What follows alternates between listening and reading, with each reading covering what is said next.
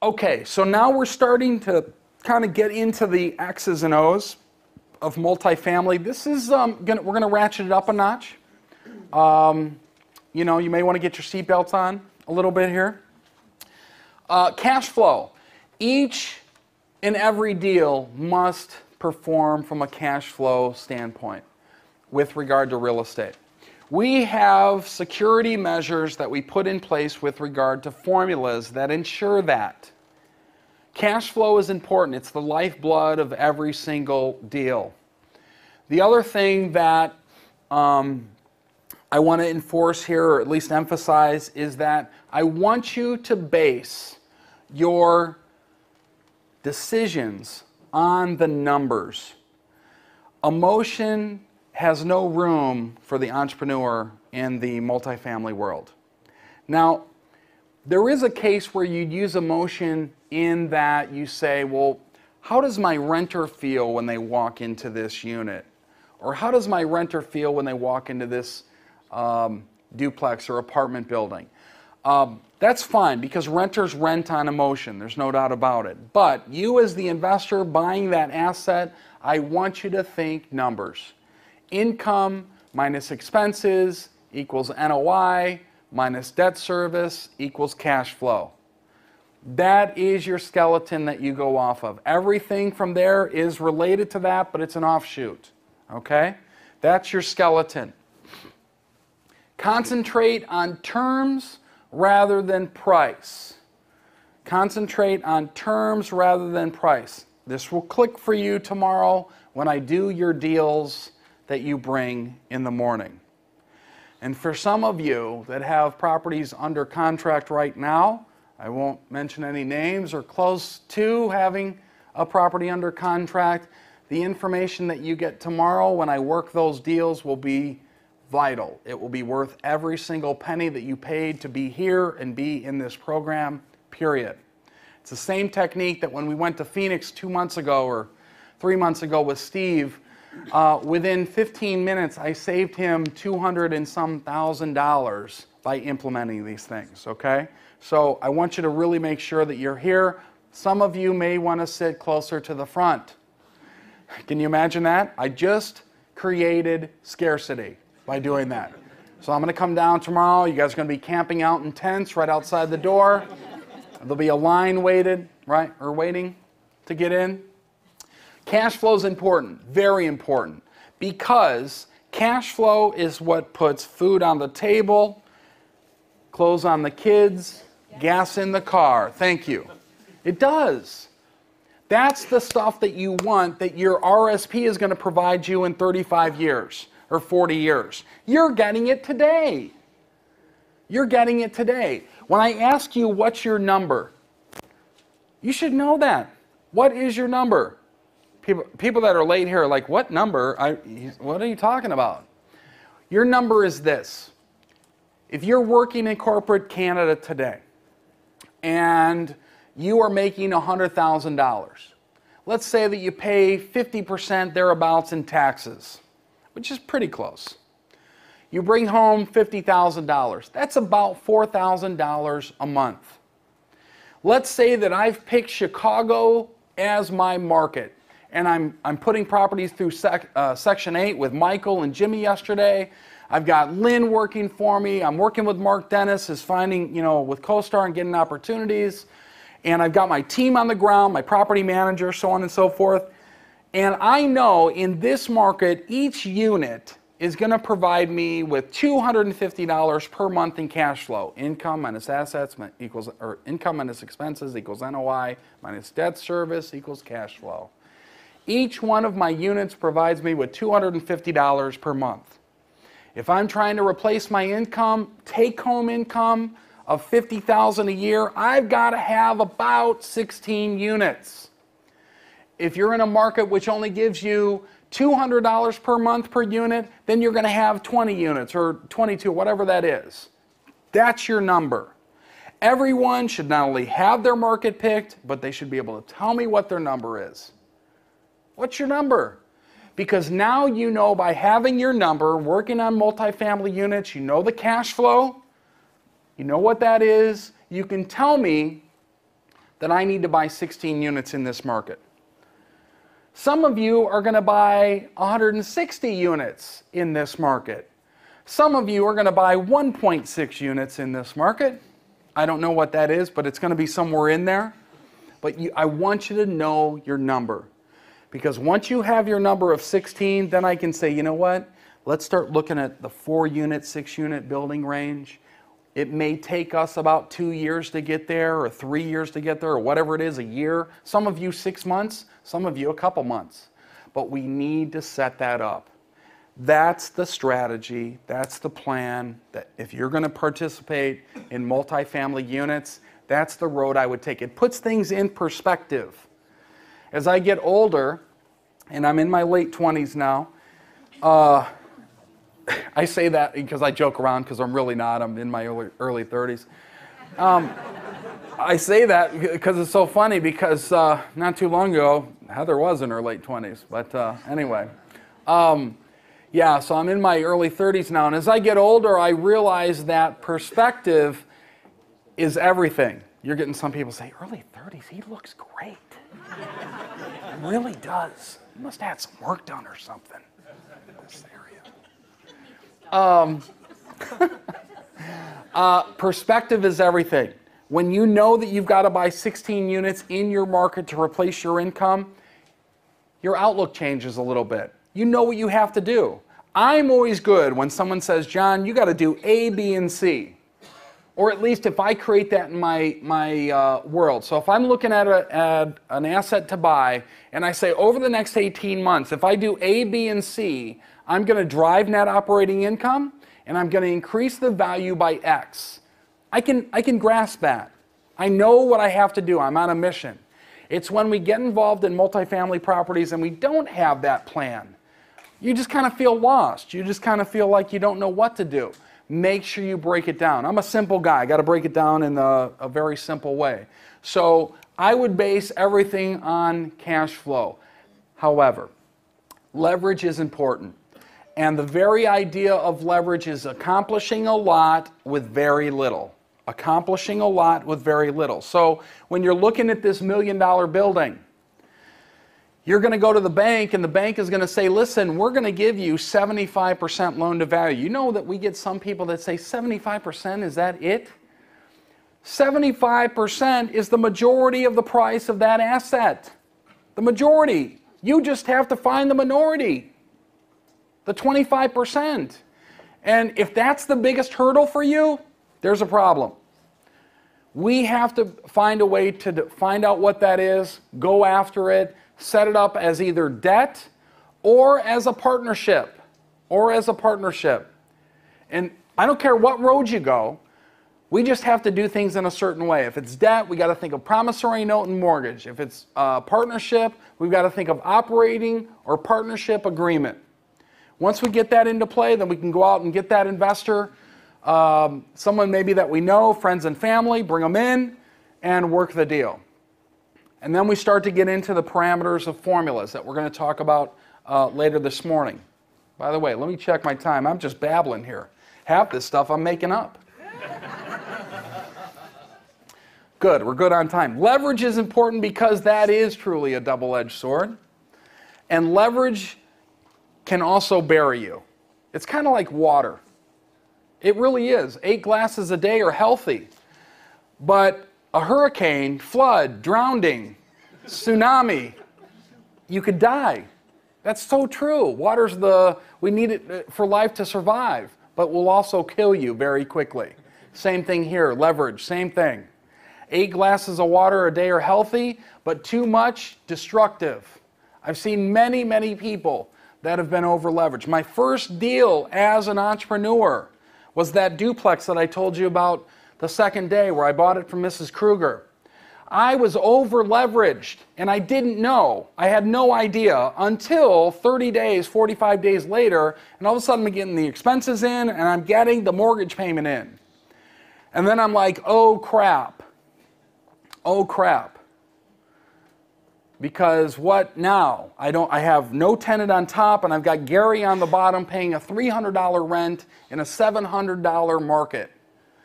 So I had to quickly work out of that. I had to quickly adapt and actually put in a system. That's where I discovered things that you're going to learn about today, like one formula called the debt service coverage ratio. What does that mean? Why is it healthy for you to think about that when you're analyzing property? It's a must that you know that formula. A must. Okay? Very, very important. Use leverage in property management. For instance, there's people in this audience that think they can do everything themselves. Well, if it's going to be done right, it's going to be done by me. How many people know people like that? Is anybody sitting next to someone like that? Oh, nice, nice. Listen, I know I'm bald, but I'm not Dr. Phil, okay? I can't help you out with those things. I, too, was like that. I bought an 8-unit building.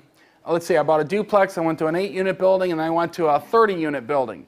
What was interesting when I got to 40 units, and up until that time, I always felt like, hey, I can do this.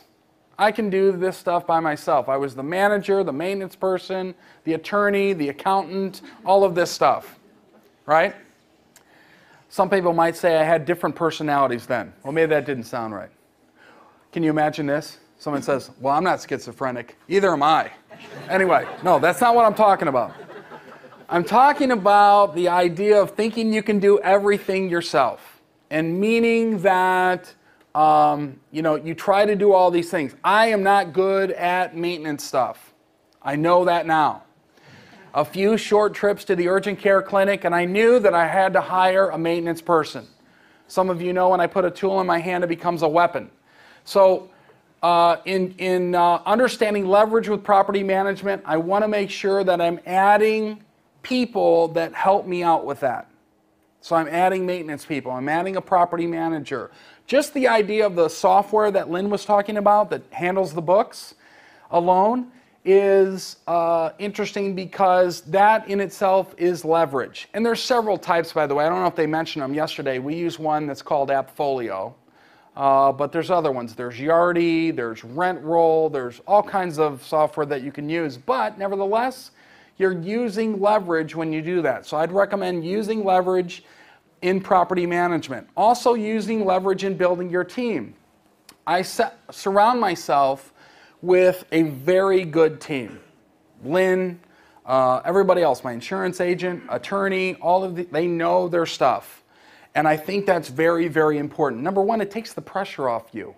You don't have to know everything, even though I do. You got to make sure that you are putting yourself in a position that when something comes up and you need to go to somebody because you don't know it, you can call Lynn on the phone and say, what's the deal with this? Or you can call your attorney on the phone and say, how do I handle this? Is this the correct lease that I need to have in place? Or how do I handle an eviction scenario? That is ultimately important, to be able to go to people that can give you the answers fairly quickly. Okay? Leverage will get you there faster. Leverage will get you there faster. There's no doubt about it. There's 3 hurdles that you're going to come across with multifamilies, 3 of them. One is going to be the lack of money. You're not going to be able to go out and just buy millions and millions and millions of units. You are going to have a lack of money. You've got to learn how to get the money. You've got to learn how to get the money. Now that's a skill. That's something that, thank you very much, Paula, appreciate it. What have you done to Heather? Oh, okay. That's a skill. You've got to learn how to do that, how we get money. I'm going to show you this afternoon, maybe tomorrow morning, depending on timing of all this, how I create the money. How I create the money. You're going to be like, what is he talking about? This has nothing to do with robbing banks.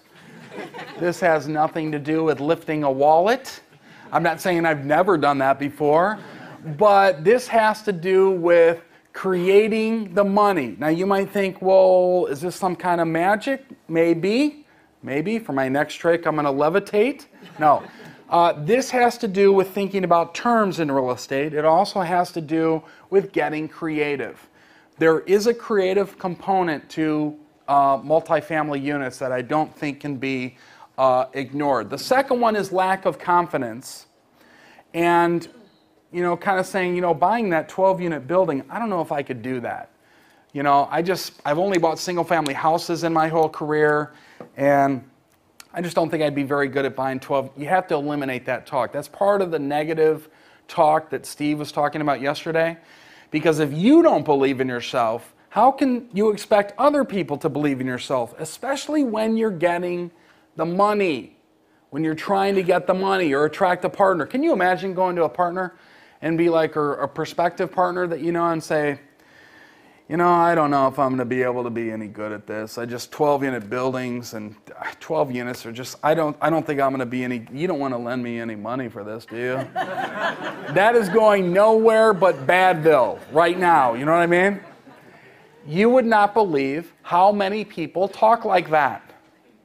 How many people talk like, oh, I'm so overwhelmed and I'm so, eliminate that. I know we're all overwhelmed. That's what an entrepreneur is. Get used to that. That's every day. That's every day I feel overwhelmed. So if you want to say, oh, I feel really comfortable right now. I'm an entrepreneur. I've got everything. I feel really good. I'm comfortable. That's not going to happen. That's not what being an entrepreneur is. An entrepreneur, write this down, is comfortable at being uncomfortable. That's it. If you feel overwhelmed right now, welcome. Welcome to our club. Isn't it great? I'm telling you, that's it, but you've got to find a way to manage that. And one of the ways that I manage it is I'm cognizant of it, I just don't make it a hurdle. I'm cognizant of it, but I don't make it a hurdle. I know that every day is overwhelming because, you know what, there is no roadmap. There is no human resources center. There is no steady check every 2 weeks. There is no guarantee that you've got all these tenants that are taking care of your unit and they're going to pay you on time every month. There's no guarantee about that. That creates stress. So, I know it. I'm cognizant of it. I just don't let it become a hurdle. That and massive amounts of alcohol. No, I'm just kidding. I'm kidding. I'm kidding with that. Lack of knowledge is the third thing. I learn every day. I learn every day. I listen to Steve. I listen to Mark that was up here, Lynn, everybody. I want to know what they know. I want to know what they know. So I'm listening every single day. When I'm meeting with people, real estate agents, so on and so forth, I want to know what they know. I use AppFolio today because I was sitting in someone's office a year ago. And we were using a different software then. And I was sitting in a property management office here. And they were showing me the office. They didn't know who I was. So I was covertly taking in everything that they do. And in my mind, I'm saying, I like that, I don't like that. And then he's like, well, this is our software system. I'm like, okay, yes, all right. And I saw immediately it was advantageous to use this one compared to the one that we were using by far. So I'm always open to learning. What's interesting about these three is this one will take care of these other two. This one will take care of these other two because guess what? Just by using that particular piece of software, it saves me time and saves me money. That's one of the ways that I create money is through the knowledge. I'm going to show you a few more later today. But this is one of the ways that I do it. Always be learning. Never think that, oh, I know everything now, and I feel great. Stress has gone away. I know everything. But I will tell you this. If you have the knowledge that tells you where to find the money, your confidence grows, and that feeling of overwhelmness where it doesn't disappear, it does dissipate a little bit. It does go away a little bit, but it'll always be there. Don't think that you're going to ever eliminate that. So what we're going to do is start to get into where to look for these multifamily properties, what they are. We're going to start to talk about formulas. And if I had to kind of, let's say that I was the airline pilot, I would be telling you, please make sure you're buckled up here. It's going to get a little turbulent for some of you. Don't worry about that. I'll get you through that. So that's kind of my public service announcement. You had a quick question, I think, with your hand in the air. You want to do a time check for a bio break? Well, that's where I was going. Did you think I wasn't going to give you one? Have you ever heard me teach where I don't give you one? See, the other thing I want to mention is maybe we can save some time by all going out. Instead of doing potty breaks, we'll just all get a bunch of adult diapers. You know what I'm saying? How cool would that be? Because you know what? And I could tell, by the way, I could tell the people that would be utilizing that adult diaper, because they would get a look of such complete relaxation and satisfaction on their face. I'd be like, uh-huh, it's working. All right, we're going to take a mid-morning break. We'll be back in 15 minutes. I start right on time. Remember that. Thank you.